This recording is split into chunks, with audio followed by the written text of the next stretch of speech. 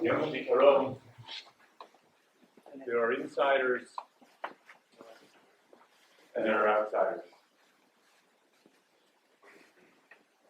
The insiders are the multitude in Israel and some here in this room today who have a gaping hole in their hearts. It's those who have an empty seat at the table that used to belong to a brother, to a sister, to a son or a daughter, a mother or a father. Heroes who fell defending the Jewish state, victims of terror who were ripped from us for the crime of daring to be a Jew. Then there are the outsiders. The rest of us who stand on the outside looking in our days like this, we see the insiders and we want so deeply to share in their grief, at least just a little bit, to reach out and take a little bit of that sorrow and put it on our own shoulders, bear the burden with them. But the stark, cold truth is that we can't. Our rabbis were brilliant in their understanding of the human psyche. And thousands of years ago already, they created customs and traditions for us that reflect the reality of our thought processes, and never is that clearer than in the laws surrounding mourning in the Jewish tradition. And amongst them is the law that when one walks into a Shiva house, the house of a mourner, a visitor to a mourner is not to speak until spoken to. And this is not some piece of antiquated etiquette. It is a reflection of the reality that in a Shiva house, there are insiders and there are outsiders. And there is an invisible line that we can't cross. We come to a Shiva house and so deeply we want to help. We want to make it better. But we can't. In fact, we can't come unless the inside invites us in. So we don't speak until spoken. So what do we as an outsider do in Yom HaZikaron? What can we do? I want to suggest to you this evening two possibilities. The first one was made clear to me on January 3rd of this year. I was in Israel with my family. We had gone to celebrate the birth of our first grandchild. My wife and our younger kids had left. I stayed for a few more days. I had some meetings for work. It happened to be that one of those meetings was canceled, and I got myself an entire day open on my calendar. And the outsider in me said, I need to come closer to the grief, to the pain that Am Yisrael and the Jewish people have been feeling for months. I need to understand it myself. And so the first thing I tried to do was to get out to one of these tours that was happening in the areas affected by October 7th, Kibbutz Be'eri and the others, but I was told repeatedly that it was too late. It was too last minute. And so instead, even though our family had participated in volunteer work while we were all there, I decided maybe I'll volunteer somewhere, doing something that perhaps I wouldn't have done together with my family. And so I got onto a few of the Israeli WhatsApp groups for volunteers, and somebody posted that their uncle needed help with his avocado trees in Moshav Zimrat. So I took out my phone and went onto Google Maps and asked myself, well, where is Moshav Zimrat? Sure enough, it's right there, next to God.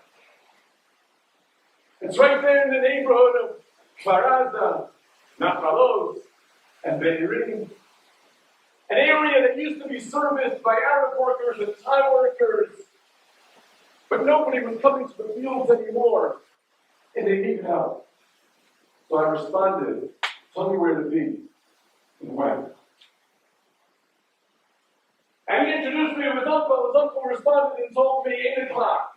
Come inside the shire, the gates of the Moshav. Somebody will be there to meet you, and I'll take you out to the avocado orchard. And sure enough, that's what I did. I came, an older gentleman was there with his pickup truck. I leave my car, I go into his truck, we go up over the curb of the sidewalk, and into the neighboring field, and through the muddy path, and out to the avocado orchard. And the first thing I remember thinking was this tree seemed endless. Endless rows of trees, and there was me and one other person, an Israeli agriculture student. And our job for that day was to trim, to prune the bottom branches off the trees because they can't grow too low, and harvest any avocados that might be on it. And I looked around, and it was just the two of us, and I didn't know how we were going to make a dent in the work that had to be done. And so for the next 5 hours, we worked. I would say we worked in silence, but that wasn't quite true. Because there was a soundtrack playing the entire time of rotor blades, of helicopters, the roar of fighter jets, the rat-tat-tat of machine guns, and the occasional artillery fire. And the Israeli who I was working with turned to me and said, don't worry, it's us, not them. That's going to make it feel better. 5 hours into our work, somewhere around 1:30, 2 o'clock, he turns to me and he says, we're done. And when he said we're done, I figured what he meant was we're done for the morning. It's time to take a break. We'll come back in the afternoon. He said it's time to take all the avocados that we had gathered and put them on the back of this trailer attached to his pickup truck. And he turned to me again and he said, we're done. We're done for the day.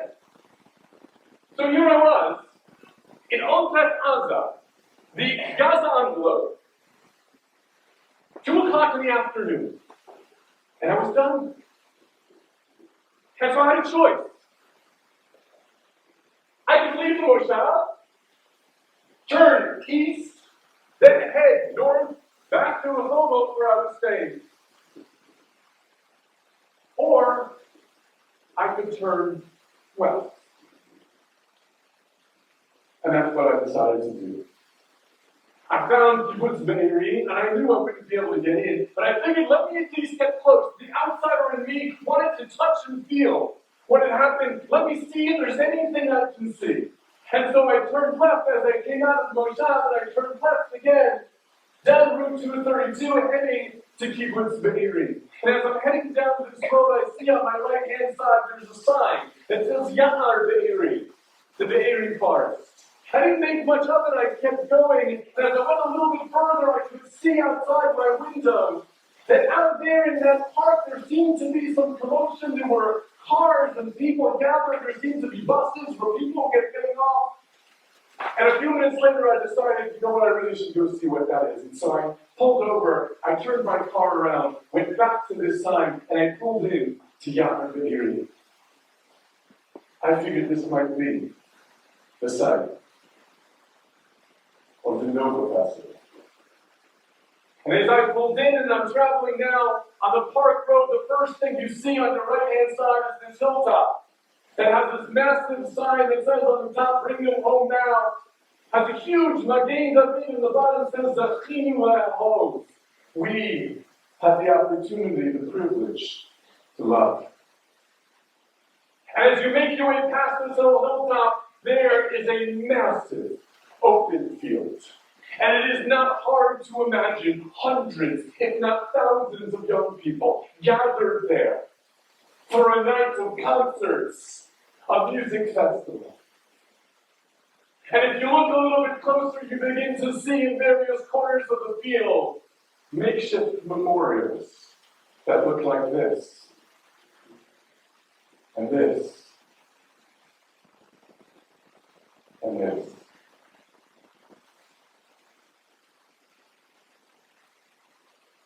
But I turned from the field and over to where people were gathering because I thought there was something even more significant happening in the distance. That's where the cars were and the buses were. And perhaps some in the room have been there. It's one of the most amazing sights I've ever seen. It's a bunch of sticks in the ground. Bunch of sticks in the ground. Each one has a picture. And I start walking through pictures of young people. Pictures of fun-loving, music-loving, peace-loving young people. Young people who could be my daughter or my son. Young people who could be my students, former or present. And as I looked into their faces, I realized what this day is about. Because no, I can't take the grief of those who are mourning, but what I can do is what these pictures ask us to do, which is know me. Every picture you look at says the same thing. Know who I was. Ask how I lived, not how I died. Were you an athlete? Or an artist? Did you love school? Did you hate school? What kind of music did you like? Know me. Know who I was. Know what made me go. Know what made me laugh. Know what made me cry. Know me. And that is what we can do today. We can turn to those who are insiders and we can say, tell me about the one you love. Tell me who they were. Tell me how they lived. Let me know that. And it dawned on me that what was happening at this site was not all that dissimilar to something that happened here. As many of you know, our debate team made a decision early on this year that we were not going to put the mezuzot on our campus up immediately when we entered the building. We were going to wait for a moment in which we could use it to teach. We would gather our students together, teach them about mezuzah, the mitzvah of mezuzah. We would teach them what blessing we make when we put the mezuzah. Then we would hear middle schoolers with upper schoolers. We'd fan out throughout the campus, and at the designated time, we would all put the mezuzah up together, and the plan was then to burst out and singing and dancing, celebrating this new, beautiful school that we were dedicating. The problem was, the date that we had chosen to do this was Friday, October 13th. And when October 7th happened, we realized we couldn't go ahead the way we had planned. And so instead, we made a decision that in the package that we gave our students that had the mezuzah and the tape and the blessing and the instructions, we would also put a placard, a little piece of cardboard paper that had a picture of a soldier. And we would put that picture up next to our mezuzah, the mezuzot that protect our homes, next to those who are protecting our homeland. Pictures of young people, of soldiers who had fallen, not sometime in the distant memory, defending Israel. Not soldiers who had fallen the past year or the past month, but soldiers who had fallen that week. We wanted to know their faces. We wanted to see their stories. Unfortunately, pieces of paper don't last forever. And so we also made a decision that we would take these placards when they came down, and we would preserve the memory of those who adorned our doors for so many months with a permanent plaque that will go at the big front of our school. At the turnstiles, as you enter our campus from here going forward, is a plaque that reads the original mezuzot on this campus were put up by JLA students on October 13th, 2023. Each one was accompanied by the name and picture of an IDF soldier who fell in combat defending our beloved state of Israel earlier that week. May the memory of their bravery and heroism be a blessing for us all. And 144. names. Names that were faces, names that asked us to know them, and that was the first thing we can do. And Yom HaZikaron. There's a second thing. And that is we can say thank you. And that's easier said than done. And how exactly we thank somebody for giving the ultimate sacrifice is complicated, and never was it clear to me just how difficult that was. Then in the text I received on December 14th of this past year was a text from a cousin, my second cousin living in Israel. His son, Aryeh Taylor, had been injured seriously in an explosion in Gaza. Shrapnel entered his body, ricocheted throughout. But Aryeh miraculously recovered and soon was talking to the news about how he intended to go back and rejoin his unit. But not everybody in his unit was so fortunate. Nati the medic didn't make it out. And a few days later he succumbed to his wounds, and my cousin had been coming from the shiva call that he paid to the parents of Nati the medic.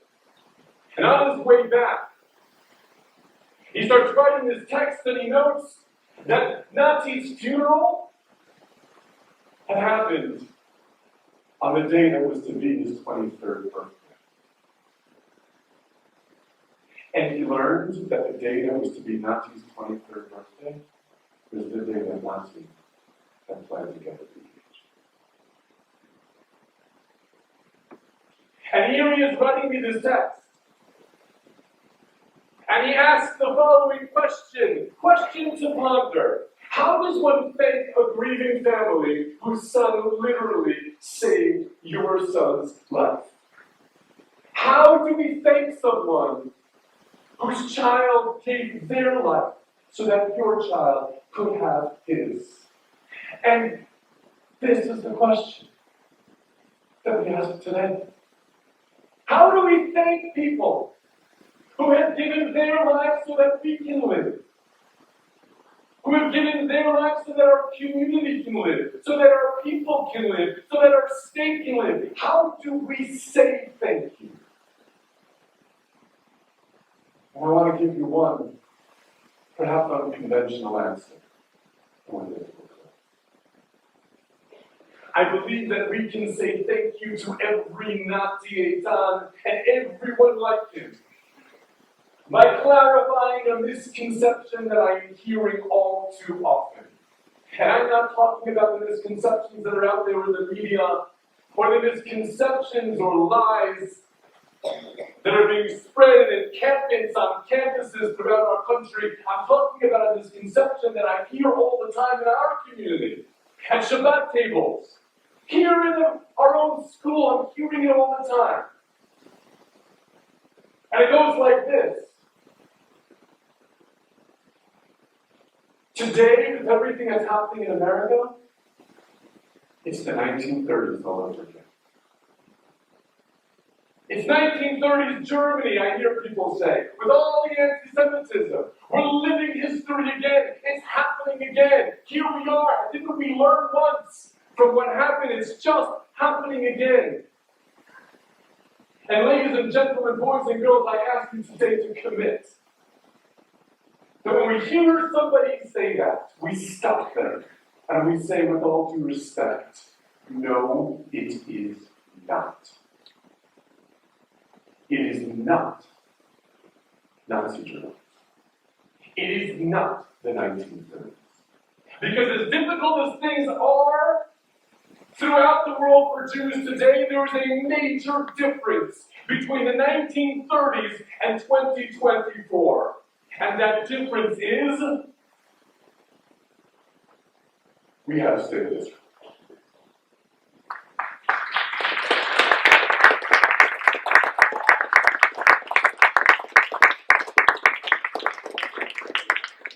And as disturbing as what happened on October 7th was, and as much as it is true it was the worst loss of life of Jews since the Holocaust, it was not the Holocaust. And as difficult it is to hear stories of people in the kibbutzim who were trapped for 6, 7, 8 hours before the IDF arrived. The IDF arrived. When my grandmother was on a cattle car to Auschwitz for 6, 7, 8 hours, days, nobody arrived. Nobody arrived. And went on a death march, led out of Auschwitz. She crawled into a ditch on the side of the road, thinking this would be her grave, and somehow emerged from it hours later, and made her way to the Russian side. It wasn't the IDF who received her. It wasn't a Chayelet standing in front of Yerushalayim. But today, it is and will be. So when we forget that there's a difference between today and the 1930s, we're doing a disservice to all of those who gave their life to ensure that this would be different. But when we remember and we stop people and we say, no, as bad as it is, today is different. Today we have a state. Today we have Chayalim who go to the kotel with guns on their back and berets on their head, proud of defending the land that we have. Today we can go and stand at that kotel and offer our own tefillot. Today we can gather in front of it. We can spend a month there learning and studying. Today we can enjoy being Jewish in the Jewish state. Today we can travel it up and down and learn its history and be part of that land, its past, and building its future. But we recognize that. We give the ultimate thanks. The ultimate thanks to those who gave their lives so we could do this. When we do that, and we tell people, no, it's not the 1930s, because Am Yisrael Chai.